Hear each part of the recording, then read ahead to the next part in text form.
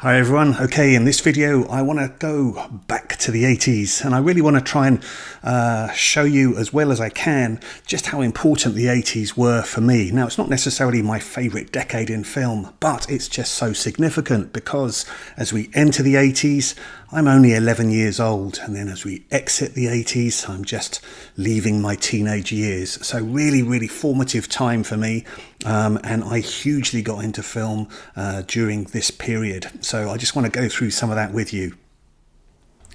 Okay, so firstly you have to remember, going into the 80s, we only had 3 TV channels in the UK, didn't have computers, didn't have social media.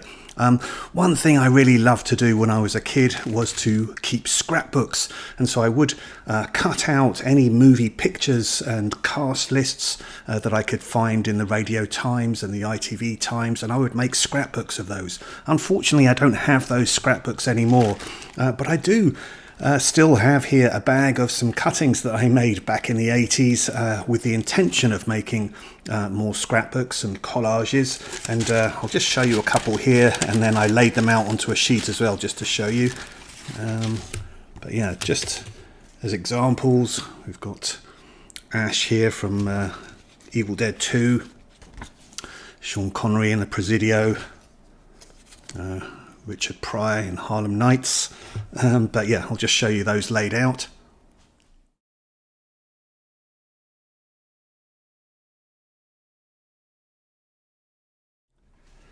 Now, the only collage I have remaining is one which I think must have been completed just in the early 90s, but it really sums up a lot of my film tastes. So yeah, this is an example of what I used to like to do, is just, like I say, get all these film clippings and then piece them all together. And this really does give an overview of all of my tastes back at the time, both in film and music. So we've got the likes of, Madonna and Prince. We've got Night of the Hunter up there, French Connection, Taxi Driver, Paris, Texas. Tom Waits is over here. We've got U-Turn, I think that must be the most recent movie here, Nirvana, Apocalypse Now, Spiritualized, Michael Stipe, etc. But yeah, I used to love making these collages. This one's a bit faded and a bit weathered now, but there you go. And the scrapbooks even extended to getting postcards of films when we went to family holidays in France. So for example, in here I've got French postcards here for Tootsie and Marathon Man.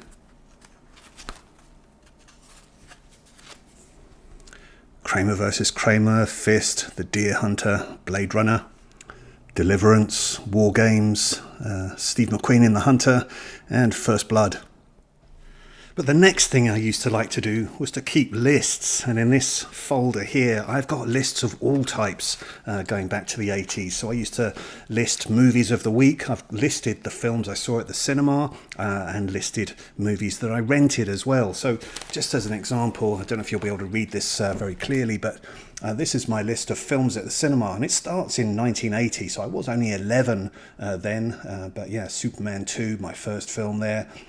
Wasn't seeing too many movies at the cinema in the early 80s, but that really changed in 1985, 1986. I was then starting to earn some money, so yeah, from there I was then seeing 1985, I saw 33 movies at the cinema, and then if we go and that seems to be the trend, a little bit more than that for the next few years. And then with rental movies as well, I've got a section here, hired videos of the year, starting in 1983. So not too many in 1983, but then when we get to 1987, that's when things really pick up. And I was renting 75 movies in 1987. So many other things listed in here as well. I used to list box office hits. I would list the Oscar winners. I would even do my own film awards as well. So yeah, every kind of thing here. So here's some examples of my film awards. 1988, I gave the best film award to RoboCop. But yeah, keeping lists, great fun. But not just lists. I did, of course, start writing film reviews. And here's my very first film review book. And look how I copied some of the movie titles, all the same font for those. Pretty good fun, this. But yeah, I would write very short reviews for movies. Kept this going for quite some time. And here's another book with more artwork on the front there. Really good fun. But again, yeah, just lots of short reviews in here. So those started in 1983 when I started doing that. And in terms of writing film reviews, as the 80s went on, a huge inspiration for me was Barry Norman, who had his film show, which started in the 70s and it ran for 25 years. But yeah, I absolutely loved watching Barry Norman's film show. Really, for people in America, I guess you had Siskel and Ebert. But yeah, for the UK, Barry Norman was the man, and I absolutely loved his show. Sometimes you had to really stay up late to be able to watch it. The BBC really played around with schedule. But here's another book he wrote actually in 1987 about the state of Hollywood. Great book from Barry Norman. But yeah, I worship Barry Norman. He really encouraged me to just enjoy looking at all kinds of films. And so that's why I would then go into the cinema and see pretty much everything and then write reviews. And then I even got a typewriter, and I was typing up my reviews as well during the 80s. So I think I really started doing that in about 1986. And some of these typed reviews I would actually pin up at work for people to read. But yeah, I've got here a massive selection here of typed reviews that I did. So yeah, I used to enjoy that. I had a little typewriter at home. So yeah, I would just make all these reviews up and share them if I could to people. And actually a great thing about the 80s was that there actually weren't that many film critics around. And so, for instance, with our local newspaper, they didn't have a film column. So every now and again I would write into them. And sometimes those reviews would get published. And I've actually got a copy here of one that was published for Jean de Florette and Manon des Sources. So yeah, even as a teenager, I was loving that movie. So yeah, I got that published in the local newspaper. And perhaps even more exciting than that was that you could also write into some of the film magazines. So before the time of Empire Film Magazine or Total Film, we had Film Review, and there was also Photoplay. Those were the popular ones back in the 80s. And here's a few actually where I do have various reviews that got published, and some of them actually won me things. I did actually win a copy of Broadcast News for one of my articles, but in this one, which is from 1989, one thing back in the 80s you may remember is that quite often films will get released at first in the United States, and it will be several months before they get released in the UK.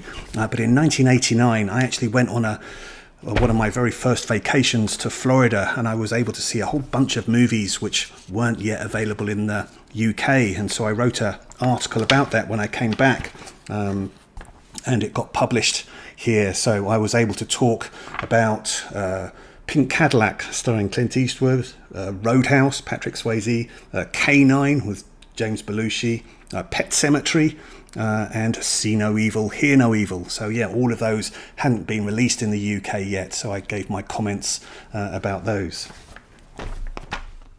But as well as all this, I did actually love having physical things that I could hold on to that were sort of mementos of all the films that I was seeing, and various things I was able to pick up. One thing that was very beneficial for me was that I did actually write to my local cinema manager and just express how much of a movie fan I was, and that worked out well because I was actually able to get from my cinema manager a whole load of information here, and these are press kits. But basically press kits were booklets, types of information that were given to film distributors and the press to really give information about the film. Remember, again, no social media back then, so a lot of typed information. So I'll just show you this one as an example. Labyrinth. I know a few people find this their favourite movie of the 80s, but yeah, a lot of typed information that's included in this, that gives you all the cast information, and it gives you production notes and information about the film itself, background on some of the characters. So yeah, a lot of typed information here. Yeah, these press kits were really interesting. So like I say, lots of different types. I'll show you a montage of some of the ones that I've got.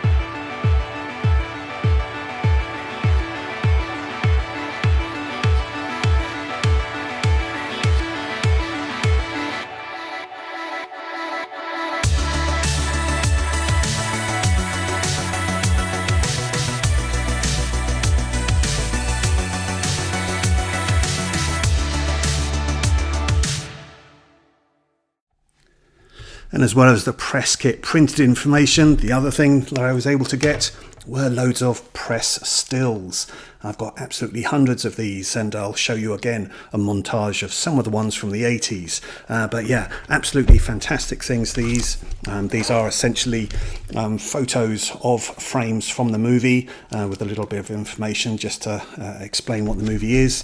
I have various decades in here, so I won't show you all of these, but there's one of Ben-Hur. But yeah, I absolutely loved getting press stills. So again, some of these I was able to get from my cinema manager. Other ones I would go up to London. There was a shop near Soho, funnily enough, that had absolutely great film memorabilia section. So I would rummage through the film stills there and get some.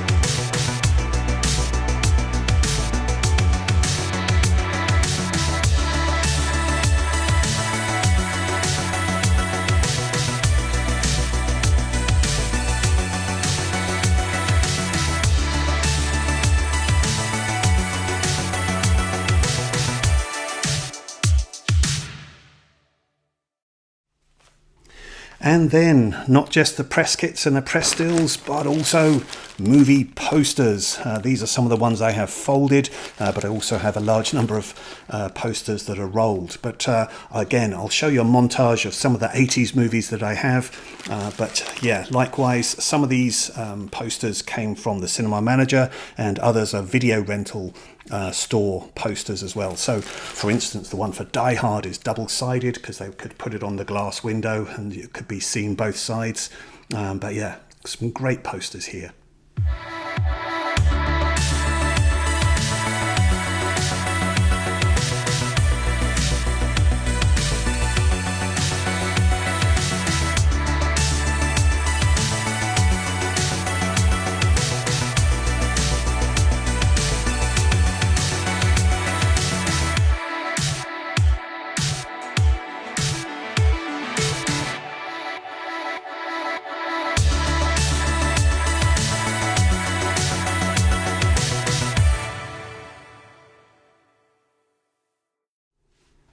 Other types of posters you could get back then were poster magazines, and here's one I got for Your Eyes Only, the first Bond film that I saw at the cinema in 1981, 75p, and this folds out. I'll show you a picture, but yeah, absolutely love the poster for this.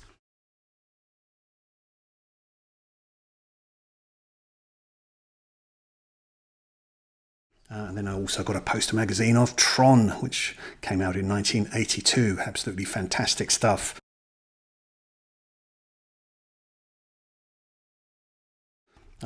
Didn't actually get to see Star Wars at the cinema because I was a little bit too young for that in 1977. But again, did get the poster magazine.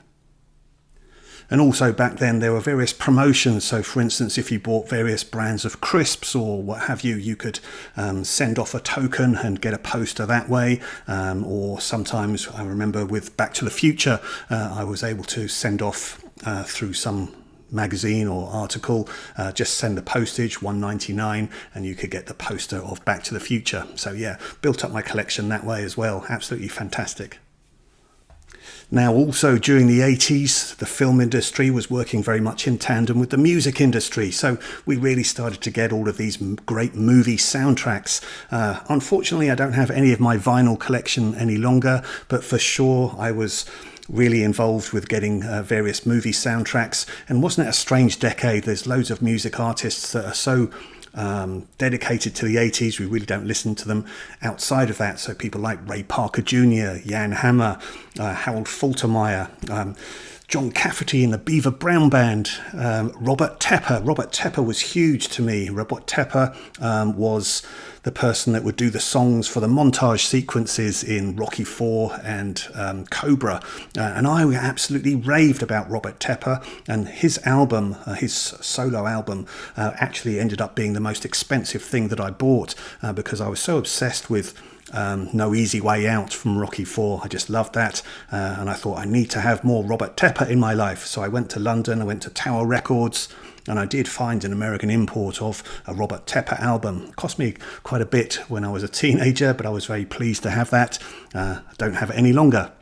But other kinds of soundtracks that I was getting back then, definitely got the Top Gun one, lots of Sylvester Stallone ones. So I did have Rocky IV, Cobra, Over the Top, terrible soundtrack that one, Terminator, gatefold sleeve one for that, Beverly Hills Cop, Flashdance.